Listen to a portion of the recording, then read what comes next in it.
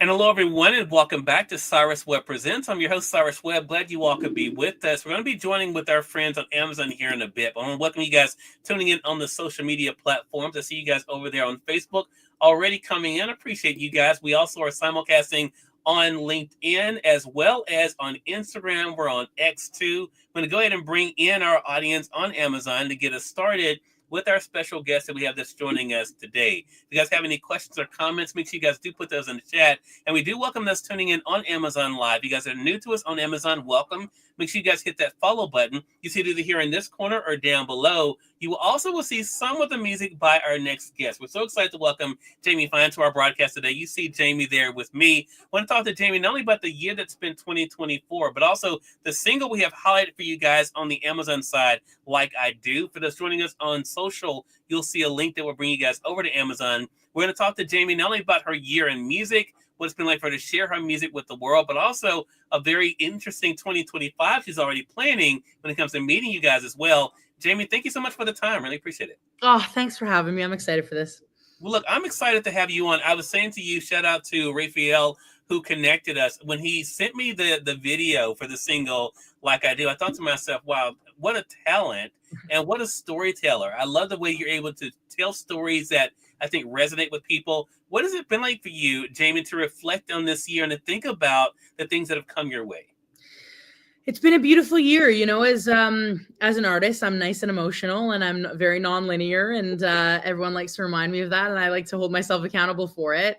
And so I think naturally, regardless of beautiful things that happen, not so beautiful things that happen, whatever it may be, and everything in between, I'm always pushing for more and more and more. And so when I hit December, I try to sit down with myself and kind of reflect and really give myself the grace a little bit, I guess I would say, to be able to more firmly appreciate what I've, been able to do or accomplish, or what, with my team or alone. Yeah. So it's been a pretty wild year, and we're pretty proud of it. As you should be. And I love that you said that, because you're doing something I have not learned to do very well, and that is to take that time. I'm working on it. Jamie was just talking about being a workaholic. I could definitely second that emotion. So it's hard to be able to find that time. But I want to talk about the gift, because the gift comes out in songs like I Do, Jamie. Also in your ability to be able to weave a story that does connect outside of yourself. How does that feel to know that these words that may be very personal for you, that they are connecting with the audience that's listening to them?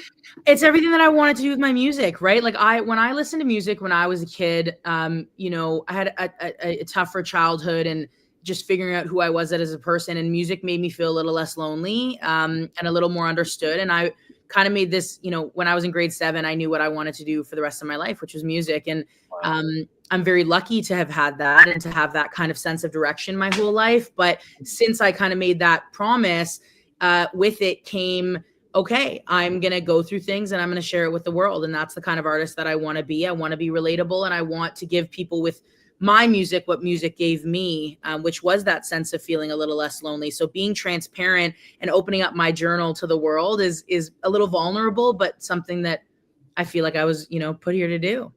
Love that. Hello to you, William McCrary. Good to be able to see you over there on IG. ML Kita, I think it is. Hello to you as well. And along the way, I should mention for our audience, Jamie's joining us from Canada. Of course, I'm here in the States. You have listeners literally around the world that have connected with you from song to song. Do you still have those wow moments when you think about that, Jamie? Again, to the point you were just making, that something so personal has been able to find an audience even outside of you. Yeah, again, that's everything that artists kind of go for, right? I'm very proud to be from Canada, and I'm proud to be Canadian. However, and not but it's, getting outside of Canada, is something that all artists over here want to do, as it is with any artist in any other part of the world. And so, when we do our little Wrapped or whatever it is, and when we can see the data at the end of the year of who's listening, and seeing that the music's in 183 countries and this and that and the other, those stats are what matter to me the most, because I've never been to Italy, but knowing that I have a bunch of listeners over there is a very strange but really rewarding feeling. Yeah, so true. And it really shows the universal power of music and the impact of music, for sure. Let's go back a little bit, Jamie, for those who may just be being introduced to you. And again, we're going to let our audience know to stay connected. What was that thing that made you say that music was going to be it? right? Because I think for a lot of people, sometimes they go through different things. What was it about music that initially made you say, yes, this is my space? I think it was, I remember, how old are you in grade 7? 12 years old. And I was singing in the shower, I think. And I get out of the shower, I get dressed, I get ready for school. My dad, who, I had a little bit of a tough relationship with at that time, was like, I think you can sing, kiddo. And he is a beautiful piano player. And that was kind of the only thing we could connect on is music. And so he started taking me to his buddy's house, who had this like kind of makeshift studio in his place. And that's how we would connect every weekend. And slowly, but then all at once, I realized how important music was to me. And I hadn't known that in previous years. And it was the thing that fed my soul. And although I've tried to do other things and had all my plan Bs and this and that and the other, what I realize works best for me is I have a plan A, and that is to do music. And I will do anything I can to do that forever. And again, I said it before, I'm lucky that, a lot of people, as you say, have to find their way and have to go through, these waves of figuring out what they're passionate about. I woke up one day in grade 7 and realized that's what I wanted to do forever. And I have never veered from that. Love that. Love that. And I think too, for those who, again, we're on Amazon, but I think if people are on other platforms, so Amazon's where we would suggest you guys be for this conversation. I think just even thinking about the titles of songs you've been a part of, I'm just going to mention a few of them. You're Like. Then they have here in the carousel, If Anything's Left. Bulletproof is another one there. And then, of course, Like I Do. It feels like sometimes when I was listening to the songs as they were being curated on the Amazon side, Jamie, what I thought about was it's almost like, as you referenced, that we are able to almost read pages in your journal, and I think that is kind of that connection that we do feel. For yourself, has there been a moment where you thought, wow, I can't believe I shared that? Yeah, probably every freaking song I do. Yeah, I have a moment. There was one of the more emotional songs I've ever written, and probably one of the most, I think, the most important song I ever wrote. Bulletproof was about my family, and that song is about me forgiving my family and forgiving myself, and giving us the space to talk about how proud I am of us for working through a lot of our crap, and how not a lot of families do that. And I remember sending it to my mom saying, the first line in the song is, "Mom, who let you down, who made you think you weren't enough, and filled your soul with doubt." That's, that's pretty personal. And so I remember sending it to my mom and dad, and being like, "Are you okay with this?" And they sent it back being like, "Listen, sometimes it's hard to share the reality, but realistically, this is your outlet. This is who you are. And if it helps other families, then that's beautiful." And that's exactly what it did. So that was a song where I think for a second I was like, whoa, this was like my whole life, and not just my life, but my family's life, that God bless them. They were proud to be a part of, but it could have gone any way. Right. Yeah, exactly. And that leads us to what you're gearing up for when it comes to 2025, Jamie. And I want to say, we're going to let our audience know how to be able to stay connected with you, because of course you're in the studio, you're doing this recording, but it's very obvious that you love being with people. So I know 2025 is going to be a year that you're planning on being more out there. What is that for those of us who haven't been in that position? What is the live experience like for you? When I heard one artist tell me it's almost like an exchange of energy. Is that kind of what it feels like for you? That's exactly what it is. And it's a beautiful way of putting it. When you're on stage, I'm not a religious person, admittedly. As I get older, I'm a little more spiritual, I'm learning. And when I get on stage, there's this feeling of exactly that. There's like this transfer of energy happening where I'm giving everything I can, but there's a room full of X amount of people who are giving it right back to me. And I think that's why artists experience that high and low that we talk about so much, where you get off stage and you experience this crash and this low, because nobody will experience anything like that ever. Yeah. And it's such a rush and such a beautiful thing that we have happen. And then as soon as it's done, we're like, whoa, where's the clapping and where's the energy? And we're not getting it back. We're self-reliant all of a sudden again. And as an emotional artist, I think I speak for a lot of us when I say we look for that from our audience and from our listeners and from our fans. So when we're not getting it, we're like, oh, what is this depression feeling that we have to work through, right? And learn from. Thank God I have an incredible therapist, but you work through those things, and that's exactly what it is. Being surrounded by people is the thing that feeds my soul the most in the world. Yeah. And that is so interesting. So for you, when you were thinking about 2025, did you know that that was going to be with the music, with the success of the music, as you mentioned, like with the streaming success, did you know that's something you wanted to do to be able to enjoy that with your fans? Oh yeah, like that's everything. You know what? I'm very transparent of all the parts of this industry I struggle with. I struggle with a lot. I struggle with um you know, the social media aspect. I'm 31. I'm still a millennial. I didn't grow up with Instagram and Facebook and TikTok and all the streaming services and things like that. It's a very new thing for me as well. And there's a lot of parts of this industry that I do really struggle with, specifically my mental health. But as soon as I get on stage, every bad thing that could happen to me in this industry all of a sudden becomes very worth it. Um, and so I make sure to incorporate that in every year's plan. Get on stage. Even if you don't feel like it, get on stage, and then all of a sudden everything's okay. Yeah, love that. Hello to you, Earl. Good to be to see you joining us on Facebook. It's just a great interview, Jamie. Appreciate that. And thank you for the shout out on the sweater. Earl, appreciate that. I It like is a fire sweater. I'm gonna be honest. I keep talking, but all I'm doing is looking at your sweater. Thank you. I appreciate it. You know, you mentioned social media. We cannot not talk about social media, right? Because again, you guys can see video clips there, especially on Instagram. Talk to us about your process because it is interesting. As someone who gives so much, how do you decide what not to share? I try to be selfish in the healthiest of ways so I can be selfless in the healthiest of ways. And I think that's something that we all need to, you know, learn how to do. And I still have a lot of work to do on learning that. But there's some things that, you know, I don't like just showing all the good. I think that we're, you know, it's 2024. Anybody that's just showing the happy parts of their life is, you know, it's pretty transparent.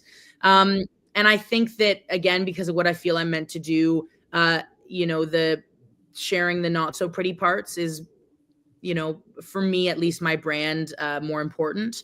So on social media specifically, I like setting these kind of boundaries with myself. I like taking a little bit of space. You know, if I can sit in a therapy session and have my therapist say, like, don't sit there and scroll social media all day, like it's not healthy, then okay. Like if we know that that's not healthy for us, then I need to, you know, make sure that the content that I'm making and the time that I'm spending interacting with fans is a little more on the limited side of, okay, I need to do what's best for me too, or else I'll burn out and I won't be able to give you anything, you know? And I want to make sure that my cup is always just full enough to be able to give and keep giving, but not too full or overflowing to the point where I've burnt out and I can't give anything else.